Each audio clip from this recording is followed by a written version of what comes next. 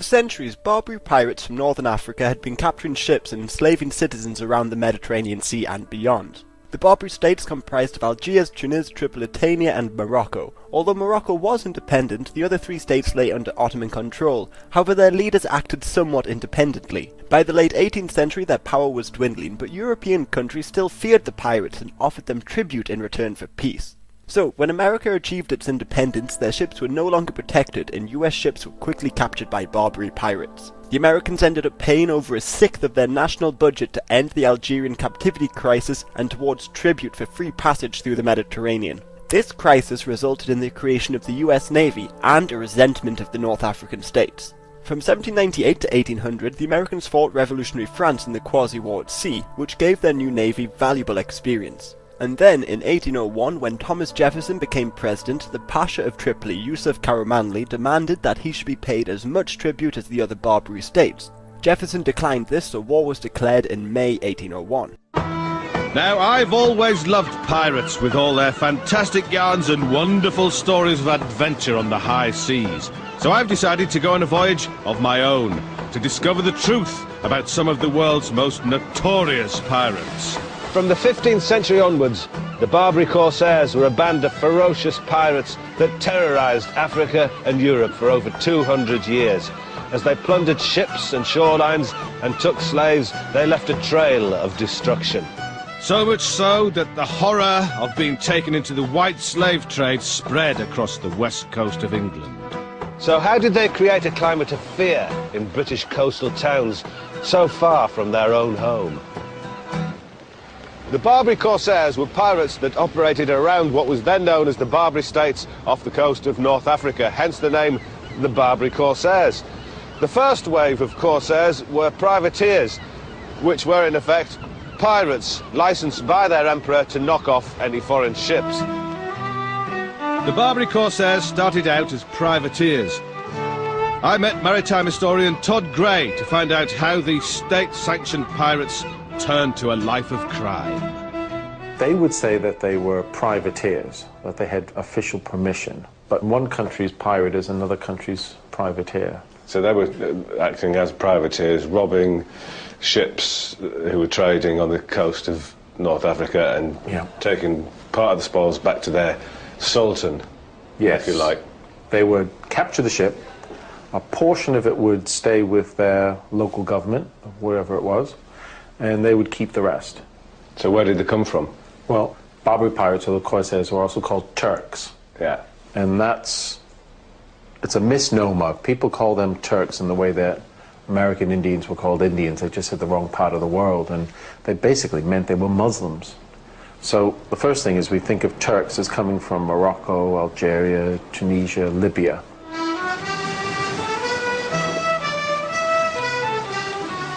At first, the Barbary corsairs stuck to their own territory around North Africa, mainly because their ships weren't built to sail in the harsher northern waters. In the early 17th century, the Barbary pirates were often joined by sailors from European countries like Britain and the Netherlands.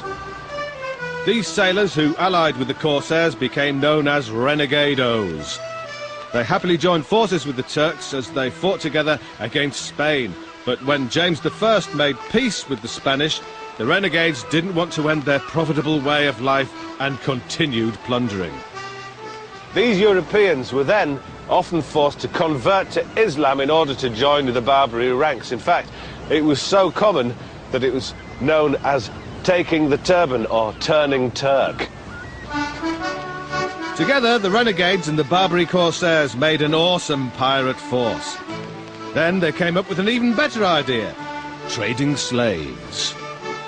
Not only did they knock off material goods, but they also took over 1 million people in slaves. These were either used to be ransomed back for money, used as oarsmen in the galley, or sold back off as slaves. Some of the captives also joined forces with the corsairs and converted to Islam in the hope of gaining a better life. Did the Muslims encourage them to become Muslims? Well, you had better treatment if you were a Muslim. Plus, you know, you look at it, you think, well, some of them are young lads away from home, and they're making their way in the world, and it's an opportunity. And if it's a choice between, look, this is a possible better life, or another 6 months imprisonment. Yeah. Go and join the Corsairs. The Corsairs may have had their influence over these new recruits, but it was the lessons they learned from the renegades that would allow them to cast their evil net much wider. These new European Corsairs adopted the religion, names and notoriety of the Barbary pirates. And in return, the Corsairs were taught new European shipbuilding techniques which were much more advanced, and over the next few years their fleets increased in size and stature.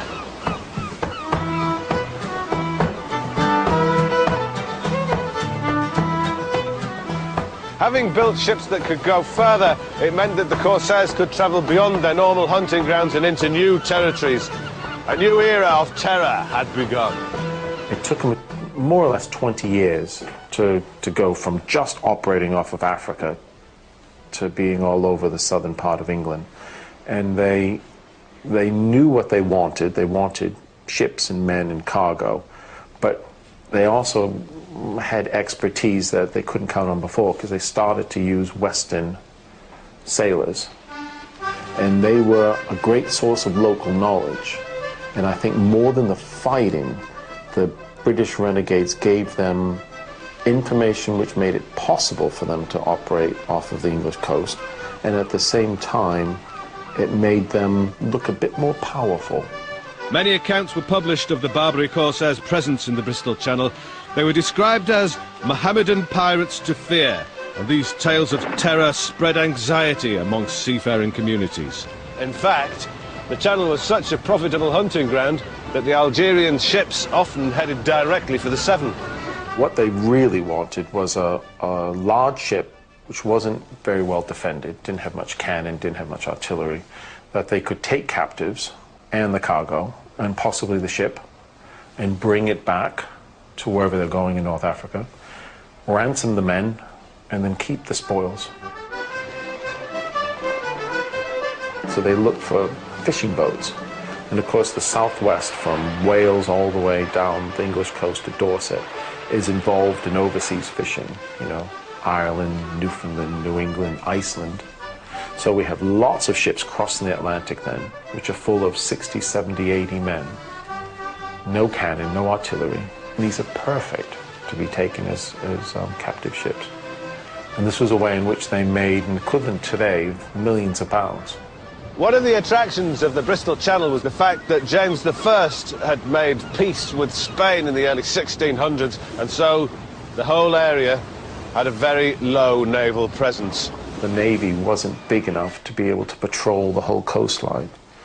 So you could have 100 ships disappear within a matter of hours and not be found again.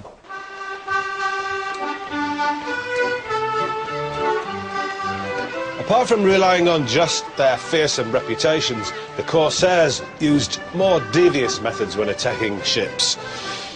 They resisted entering into battle using their own ships because they wouldn't fare well under fire. They preferred a more surprise hit-and-run method. Right, so here are some of the tactics.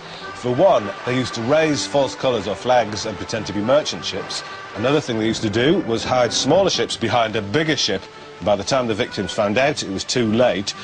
And another thing was that they used to shout at their victims in the victim's own language. So once they'd made friendly contact, that was it. They were on. Sailors know a smattering of lots of different languages, because you could have somebody from Bristol that hadn't gone 10 miles inland, but they knew Naples and Marseille very well. They would board the victim's ship, carrying knives, swords, guns, pikes, whatever they could, screaming threats of massacre unless the victims surrendered. There'd be quite a few of them. Normally you could have half a dozen up to 60 ships at a time. They would use grappling hooks to hit over to the English ships, pull them together, overpower the ships. The Corsairs would then go below deck, break open all the trunks and chests and plunder the lot, even bedding and books. And finally, they would go on deck and strip the clothes off the backs of their victims. The ships would then probably be deserted. The English men would all be taken on. Now and then you have accounts of up to a dozen English ships being found floating at sea. No one on board, like the Mary Celeste. Took a lot. Did They'd they have Turkish shoes or a bit of cloth on, on the boats left behind.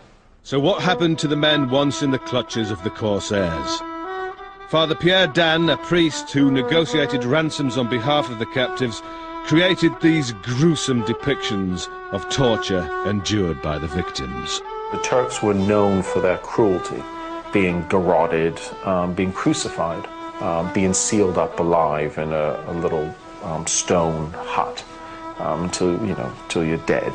In one instance, there were two men from Cornwall that had their ears cut off and then made to eat them.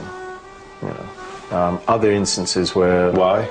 We don't know. I think it was a punishment, but maybe they had heard something they shouldn't have done. Yeah. I think it's when their tongues are cut off, it's because they say something they shouldn't have done. And there are lots of men who come back without their tongues. So their ears are cut off because they heard something. Yeah. Then their noses, presumably, if they smelt something that it wasn't what it's supposed to. That I don't have reference to, but I do with the other two. They're like the boogeyman. So much so that in Cornwall today, you have lots of people say, "Oh, you better be careful. The Turk is going to get you." It's still part of the culture. Not content with merely plundering ships, these pirates began to invade coastal villages. The village of Baltimore in Ireland was attacked and the corsairs kidnapped nearly all of the inhabitants. It's also claimed that they landed here, near Weston-super-Mare, where they took away men, women and children. The Barbary corsairs had a fearsome reputation at sea among sailors and merchants, but now the fear spread along the coastline, with all on land worried that they might eventually take them or their families away, never to be seen again. And they had good reason to be afraid. 1625 would be the worst year ever for pirate attacks. Named after the North African ports they frequented, the Barbary corsairs plundered ships in the Mediterranean from the 15th century onwards. But from 1620, they had their eyes on a bigger prize. The Barbary corsairs were now in European waters, plundering ships in the Bristol Channel, taking the sailors and selling them as slaves.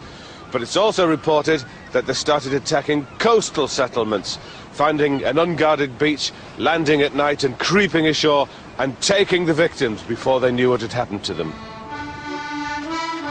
Taking advantage of their fearsome reputation, the mercenary corsairs saw the coastal towns and villages as an untapped source of income.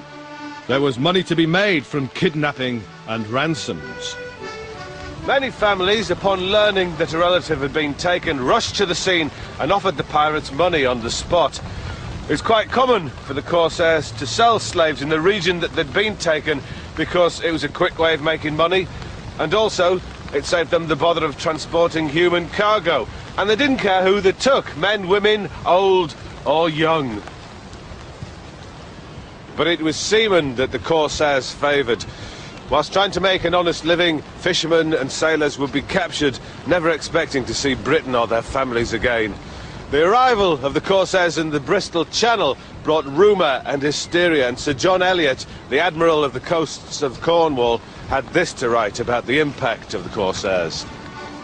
The boldness and insolence of those pirates was beyond all comparison, no former times having been exampled with the like. Which basically means they'd never seen anything like the dastardly corsairs. It's said that 1625 was the worst year for corsair attacks, with over 1,000 people being taken from the West Country. And in August 1625, the Mayor of Bristol wrote requesting naval attendance around the Isles of Lundy, Scilly and Land's End to protect the shipping which was going into Bristol. He didn't want those merchants to be pestered by those damned corsairs, did he? But the Navy was powerless against the pirates. They failed to protect ships in British waters, and many unfortunate sailors were captured and endured a long and tortuous journey on board the corsairs' galleys. If you weren't lucky enough to be ransomed at home, most were taken to markets in Morocco to be sold off as slaves, and it's estimated that the Barbary pirates took over 1 million people as slaves from Europe between 1520 and 1780. They were taken to places like Port Salé and into the castle keep, where they were crammed in like sardines. They'd then be made to parade through the streets in chains and few clothes. A local ruler would inspect them and choose the best for himself, whilst the rest of them would be sent to a holding pen awaiting public auction. The prices depended on the physical attributes such as age and strength, and they'd check their teeth to make sure that they were tough enough to eat the ship's biscuits and dried beef on the galleys. And they even used to whip them with sticks to make them jump and leap around to see if they were fit enough. Canny slave traders would also buy these men for the ransoms they could demand, and adopted a simple method of gauging their worth. And then they supposedly look at their hands, like they look at your hand, right? Look at your hand and see, is that a working man's hand? Yeah. Or is it a gentleman's hand? If it's rough and callous, you're not going to get as much money as if it's a nice soft hand of a merchant or a gentleman. And then you hope somebody's going to ransom you at home. And a gentleman could pay £400 or £500 for his ransom. Some of the individuals I have, they get taken captive, they come home and they get caught again, and they go back to Morocco. So this was quite a regular thing. There's an estimate in the early 1600s that it's £1 million is paid out by the English in ransoms. Yeah. It's an enormous number. And in the southwest of England, I would have thought we're talking about 3,000 or 4,000 men are taken captive in the first part of the 1600s. Well, that's a huge number. So there's, it's quite devastating effects. Trade stops some years.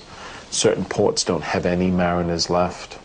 The fear of Turks immobilizes people. And on the back of it, North Africa, or some parts of North Africa, become very wealthy.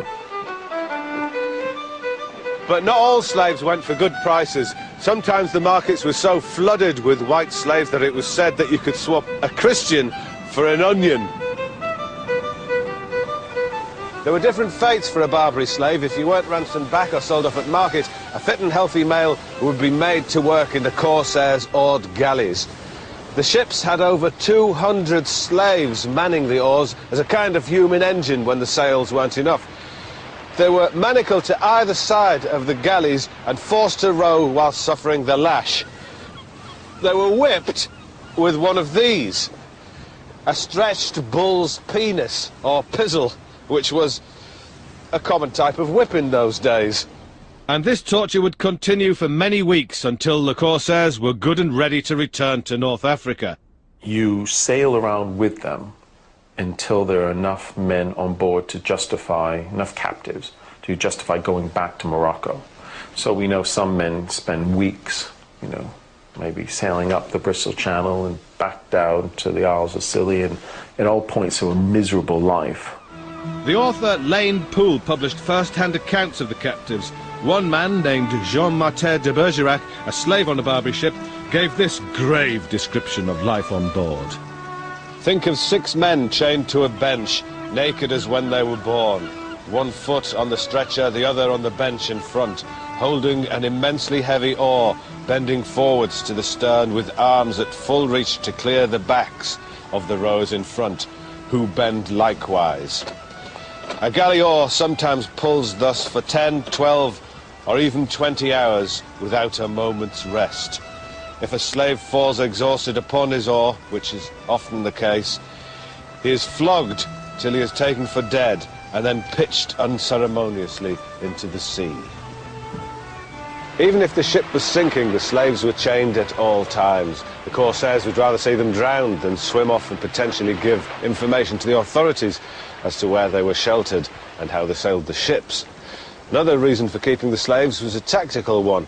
The Christian enemies wouldn't make full use of their guns if they knew that their own people were rowing downstairs.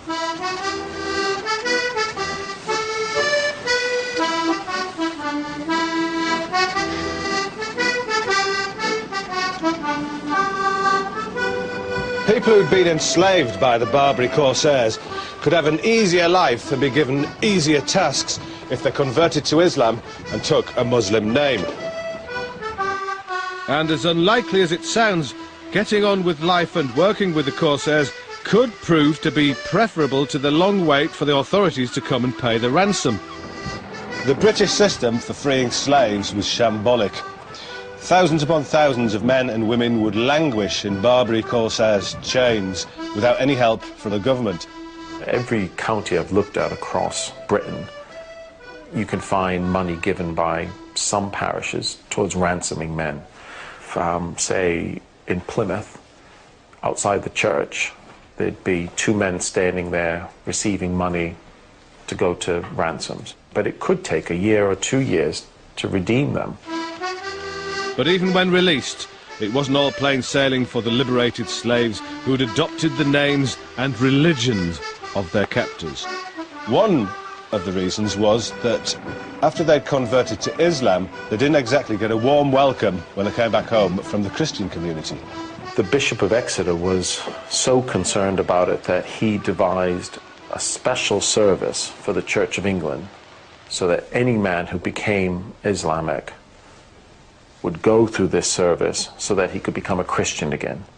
And it basically meant they would dress up in a white robe, almost look like the KKK, you know, the pointy cap, the whole bit. And they would stand at certain parts of the church for, I think, 6 weeks. And you would stand silent until you've begged the forgiveness of the congregation and of Jesus for turning away from the true light. Well, it just shows how important it is in the 1630s in England that the Bishop of Exeter comes up with this service. The corsairs had carved out a formidable reputation and amassed a fortune, but they couldn't reign supreme forever. By the end of the 17th century, the presence of Barbary pirates had begun to wane around the coasts of Britain. This can be put down to a few factors. By the late 1600s, the English Navy had become a bigger and better fleet and a greater force against the corsairs. Also, wars had broken out around the Barbary coasts, and many of the non-European corsairs had returned to fight for their countries. And more tellingly, trade had picked up on the Barbary coast, and so they could plunder locally. So we're talking about 200 years of it being sometimes just an irritant, and other times quite a chaotic, well, almost like a crisis, I suppose. I mean, 1625 was a horrific year for the southwest of England.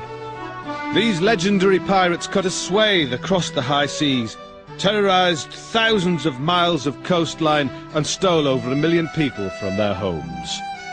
Of course, there are many reasons why the Barbary corsairs caused such a climate of fear. Nobody had seen anything like them.